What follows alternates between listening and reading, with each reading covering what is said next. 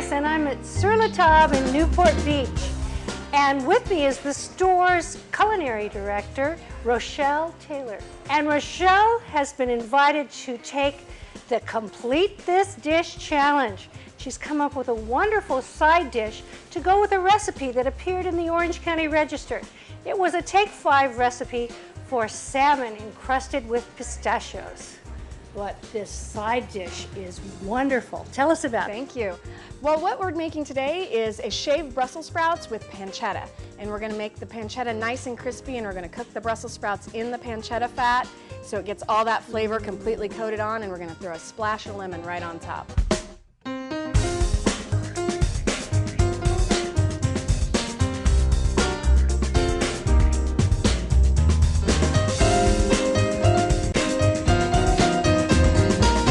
I bet you could convert people that think they don't like Brussels sprouts with this dish. Absolutely. I've had people taste this dish that hated Brussels sprouts, and they said if they could have Brussels sprouts like this, they'd eat them every day. And how do I shave a Brussels sprout? Shaving a Brussels sprout is much easier than you'd think. Okay.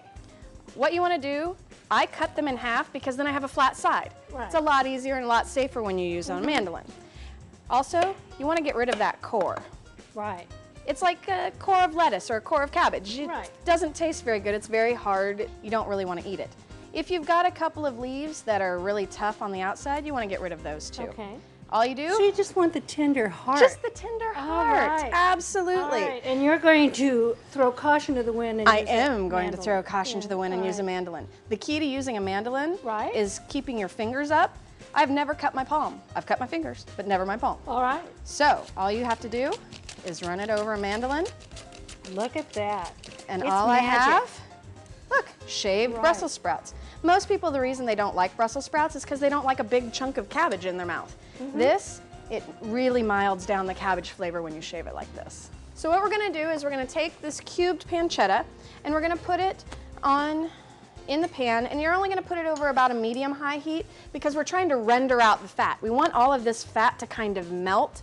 It'll make the pancetta more crispy, and it'll also give us fat to cook with. Do you ever put a little oil in here just to get it started? I don't, because you don't really need it. You're a purist. I'm a purist, All and right.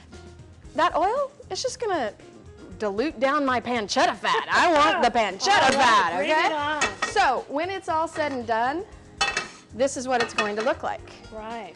Okay? And look at all that beautiful fat that's down there in the pan. And not only do you get the taste, you're gonna get the crunch. Exactly. But what we're gonna do, this is gonna be in the way. So we're just gonna take it out until we're ready for it at the end. We are gonna use it at the end again to toss with the Brussels sprouts, but for right now, it's just in the way. Okay? All right, and you're leaving that. You want to leave red all that fat fat behind. right. See how all that glistens? And if you have a little bit of the pancetta pieces in there, it's not a big deal. So then you're going to take your shaved Brussels sprouts. And you want this on medium heat at this point? You or? can. I just throw it on high. Oh, I like that. I'm in a hurry. Fast. Okay. You know, I'm in a hurry. I don't have a lot of time on my hands. All right. Let's make some Brussels sprouts happen. And all we're going to do is we're going to saute it a little bit. And just until it's cooked, and it'll start to wilt down. It's kind of like spinach, it'll start to wilt down. So it looks like a lot right now, but by the time it's cooked, it won't be nearly as much. And I think that the reason some people don't like Brussels sprouts is often they're served overcooked. And you're going to be very careful not to overcook them. Absolutely. As soon as they look like they're starting to wilt and they get a little bit, it's kind of like when you cook an onion. You're looking for shiny and almost a little see-through. And as soon as it gets to that point, they're done.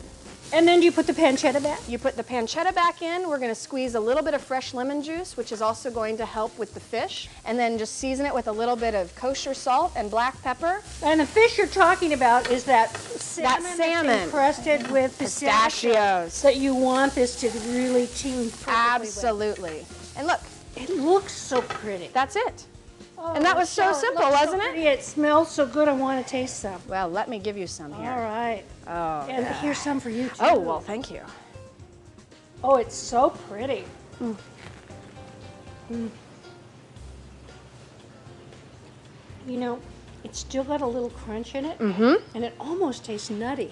A little bit. It's delicious. Thank you. Thank you, Rochelle. This has been so much fun. Oh, it was my pleasure.